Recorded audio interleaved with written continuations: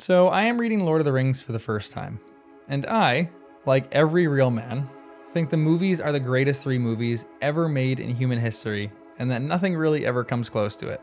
So let's get that out of the way. But something I am really shocked by as I read it for the first time are the differences in each of the Fellowship characters. Don't get me wrong, I love their movie counterparts, and I love what the movies are doing to them. But a lot of these characters are pretty different in the books compared to the movies. I want to talk about each character and I'll get to all of them, but let's start with Frodo.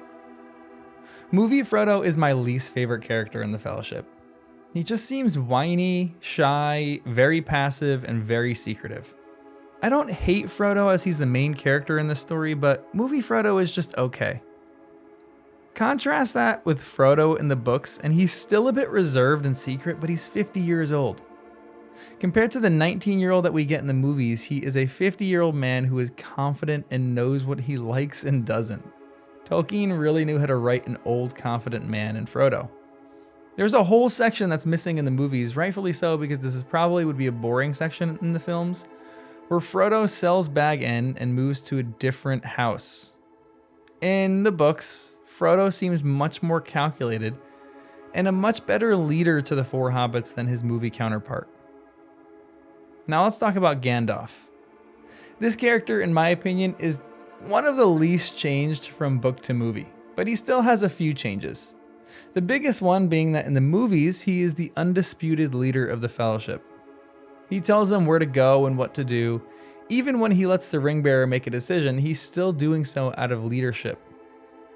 In the books, while I still think he's the leader, he's much more willing to listen and consult the rest of the members of the Fellowship.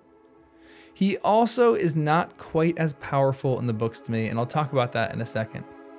In the movies, Gandalf has the Dumbledore feel to him, in that while he's alive, I feel like the Fellowship is in no danger.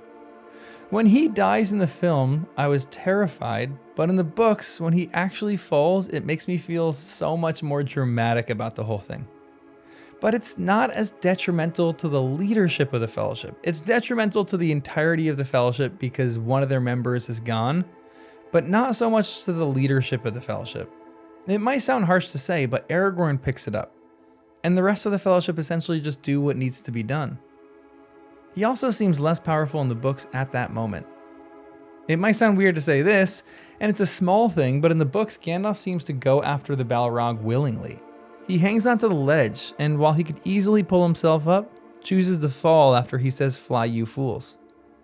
In the books, Gandalf is knocked into the pit, and as he's falling, then he yells up at the Fellowship to "Fly, you fools." It's a strange, small little detail, but it shows to me that Gandalf in the movies is willing to go after this thing, while in the books, it's passive, and he likely doesn't want to go fight it. Book Gandalf seems more mysterious, stern, and methodical.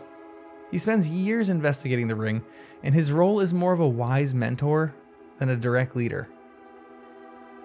Time for the main character of the movies, Samwise Gamgee. In the movies, Sam is seen as Frodo's best friend and main confidant.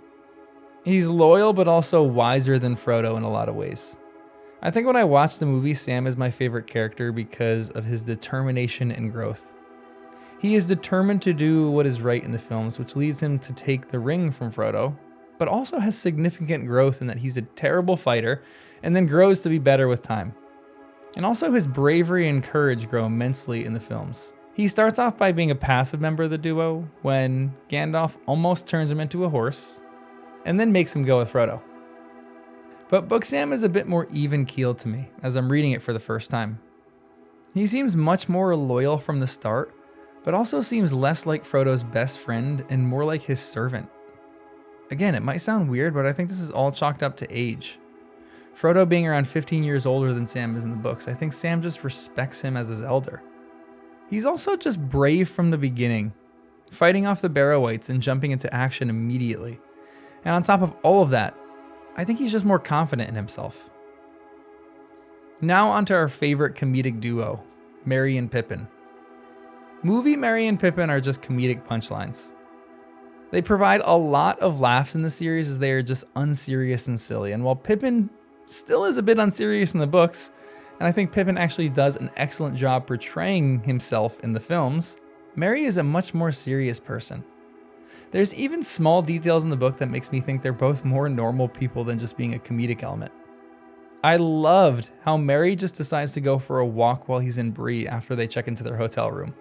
It's such a small detail, and you might be making fun of me for noticing these small things, but I think that detail just made Merry so much more relatable to me. It made me love him as someone who just needs to cool down from the rest of the Fellowship and go for a walk around town. Merry is me. Merry is also very competent in his navigation skills, as both he and Pippin seem to calculate the cost much more than their movie counterparts. I know the scene in the end of the Council of Elrond when they burst into the council is hilarious, and it's one of my favorite movie moments, but the books are so good because they come to Frodo more out of loyalty, where they learn about this after that Sam can come, and they refuse to leave Frodo's side. Their decision is much more out of loyalty than just missing out like it's portrayed in the movie. Book Merry and Pippin are brave, prepared, and play an active role in the story from the beginning. Merry is intelligent and responsible, while Pippin is naive, but not foolish. Now let's talk about the blank slate of a character, Legolas. Honestly, when I was talking to some of my friends who were reading this for the first time, and we have a podcast called The Fellowship of the First Time Readers, by the way, for anyone who wants to listen. It's on this channel, so make sure you subscribe. But we all talked about how weirdly the person who we think is the worst actor out of the entire Fellowship probably played the best portrayal of his character in the film. Movie Legolas is distant, poetic, and just seems a bit on his own. Book Legolas to me seems distant, poetic, and just seems to be a bit on his own. The changes aren't significant except for a few small details. The movie seems to make him the center of action. He's an elf and can do cool things with a bow, so it's excusable, but his movie counterpart seems less majestic. Granted, I haven't got to the battle scenes yet, but he seems capable, but not this insane person who never misses a shot with his bow. His skills as a warrior seem exaggerated in the films, as well as his personality. I have to say, even though the movie Legolas seems distant from the rest of the trio, and there's this theory in the world that is my favorite, where Frodo doesn't actually know Legolas's name in the entirety of the series, I could kind of see that more from the reading of the book, to be completely honest. Like when Gandalf dies, Legolas is sad, but he just talks about Gandalf in a distant, elfish sort of way in the books. Where in the movies, while he still is distant, he listens to the Song of the Elves and seems a bit more emotionally distraught. But all in all, Orlando Bloom plays him weirdly well. 3 more characters, the 3 warriors. Let's start with Gimli. The character I think most people would want on a journey. He's funny, loyal, kind of a big softie, and loves his meat and ale. But in the books, Gimli is so much more of a source of wisdom for the Fellowship. He's not distant in the way that Legolas is distant, but Gimli has a respect for the tradition of dwarves that his movie counterpart seems to lack. Take for instance when he learns that Balin has died. He mourns deeply in the movies, which is a great change for him because in the books, he sings a long song in the Dwarrowdelf about the dwarves in Moria and about Balin. It's beautiful, but it's also a more nobler version of Gimli than I'm used to seeing. Gimli provides valuable knowledge about Moria and dwarven culture. He's also a strong warrior, but his contributions are also intellectual. He speaks on behalf of dwarves' honor and history. Oh, and it might be small as well, but the books, he seems to have a slightly deeper distrust in elves. I'm in the Lothlorien chapter, and this is just starting to change a smidge with Gimli's burgeoning love of Galadriel. But he seems to have a deeper prejudice against elves, like he's carrying a weight and a hatred toward them for something that they did to dwarves. It just seems like Gimli is carrying the history of his people on his back for some reason in the books. Now Aragorn, the character who is maybe the most significantly changed except for Frodo. In the movies, Aragorn wants nothing to do with the kingdom of men, and nothing to do with becoming king. He almost has to get forced into that role. But I cannot tell you how my jaw dropped when Aragorn dropped the shards of Narsil down. This man is carrying the broken sword with him everywhere he goes. And it was even more shocking to me that before the Fellowship gets set to go on its quest, they reforge the sword and Aragorn then carries around the entirely newly named Narsil called Andúril. Aragorn is ready to be king in the books.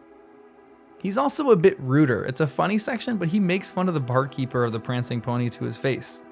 It might come off as more comedic, and maybe they both have just a relationship where they can do that, but it caught me off guard when Aragorn says, "Then who would you take up with?" asked Strider.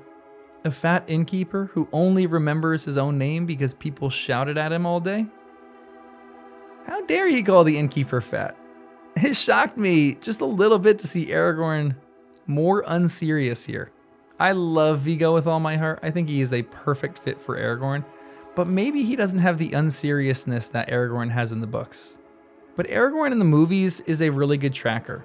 He's someone who seems to have more of Gandalf's respect and is just a bit more unserious. He's also not the most vitally important character in the Fellowship yet, as the movies seem to paint him. He's just another member of the Fellowship. And finally, my favorite character in the book so far, Boromir. Let me tell you, I love him in the movies, but he was never my favorite. But book Boromir is just something else. He is brash, an absolute comedic legend, and weirdly, he's very naive. He is one of the youngest members of the Fellowship, only older than Merry and Pippin, I believe. Correct me if I'm wrong about that. And I think his youth shows in the books. Two of my absolute favorite sections of the book so far are the Council of Elrond. There's a moment where Bilbo, who is at the council, stands and says that he's willing to take the ring and destroy it. Boromir laughs, but he quickly stops laughing when he realizes that no one else was and that everyone else respects Bilbo and thinks that he could do it if not for his age. Gloin was the only one with a smile on his face, and that was because of the good memories he had with Bilbo on his journey in the Hobbit series. And then my favorite moment in the entire Fellowship of the Ring so far is in the Bridge of Khazad-dûm, when Gandalf stands to fight against the Balrog. Legolas drops his bow and cries out. Gimli lowers his axe over his face. Aragorn is doing Aragorn things, and he's the first to jump out and fight against the Balrog to help Gandalf. But this paragraph made me love Boromir. The dark figure streaming with fire raced toward them. The orcs yelled and poured over the stone gangways. Then Boromir raised his horn and blew. Loud the challenge rang and bellowed, like the shout of many throats under a cavernous roof. For a moment the orcs quailed, and the fiery shadow halted. Then the echoes died as suddenly as a flame blown out by a dark wind, and the enemy advanced again. He stopped the shadow. Boromir, blowing his horns, stopped the Balrog for just a moment. And then on top of that, he jumps out after this to help Gandalf and Aragorn. This is what the book says. "He cannot stand alone," cried Aragorn suddenly, and ran back along the bridge. "Elendil," he shouted, "I am with you, Gandalf." "Gondor!" cried Boromir, and leaped after him. My guy just Leroy Jenkins the Balrog. I love this moment so much. I cannot gush about it enough. And at the moment, he's my favorite character of the Fellowship so far. He's rough around the edges, but he is an absolute legend at the moment. And it's shocking to me that in the movies there seems to be such an imbalance of the Fellowship. It seems like Gandalf is important, Aragorn is important too, and Sam is the glue that keeps everything together, and the rest of the characters are just side characters, including Frodo. But in the books, the Fellowship seems bound by more than just their mission. They seem bound by the fact that they are all contributing to the mission in a real way. The whole balance of the Fellowship seems so intact and tangible. It seems like when Gandalf falls into Moria that they are going to be severely hindered, not because Gandalf was the leader, but because the bond of the 9 is now broken, and there's only 8. Maybe I'm totally wrong about this, but they all seem so vital to the whole group in the books. No one seems significantly more important than anyone else, and they're all helping each other out through this task. It's really beautiful. And I'm loving this book so far, so if you want more of my impressions from the series, let me know and I can make more of these mini videos. But make sure you subscribe and check out the podcast, The Fellowship of the First Time Readers, where 4 of us are reading for the first time. But make sure you like the video, let me know what you think in the comments, make sure you subscribe, and I'll see you in the next one.